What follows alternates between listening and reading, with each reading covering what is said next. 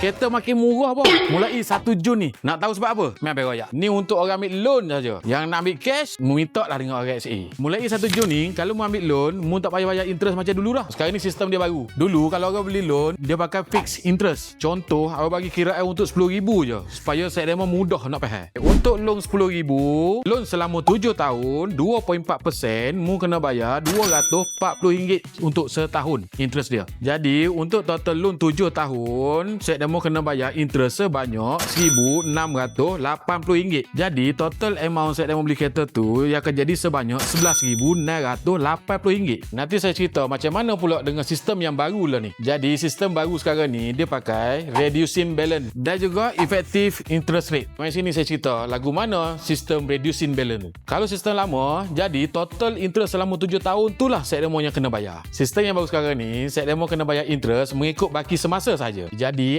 amount insurance settlement akan jadi berkurang setiap bulan. Contoh, kita guna balik dengan amount RM10,000 tadi, dengan loan selama 7 tahun, interest dia 2.4%. Contoh, settlement kena bayar installment sebanyak RM130 sebulan. Jadi, dia tinggal baki RM9,870. Jadi, untuk installment seterusnya, settlement darat daripada amount RM9,870 darat dengan 2.4%. Jadi ansuran daripada RM240 tadi dia akan berkurang jadi RM236 dan setiap tahun dia akan makin berkurang dan begitulah seterusnya sampai loan demo habis. Jadi kalau tengok sistem lama, interest dia RM1,680. Jadi dengan sistem baru sekarang ni, interest set demo akan jadi RM884 je. Jadi interest dia set demo boleh jimat sebanyak RM795. Kalau dulu kiraan dia akan tolak interest dulu berbanding dengan sistem yang baru sekarang ni, dia akan tolak sekali interest dengan principal. So untuk siapa yang beli kereta daripada sistem lama dulu, dapat tak sistem baru sekarang ni? Memang takkan dapat kecuali bank yang bagi diskaun ataupun set demo tengah pergi jumpa bank. Jadi set demo dah tahu kan, kereta makin murah sekarang ni kan. Okey, jom mari di Prime with Subhan Jaya.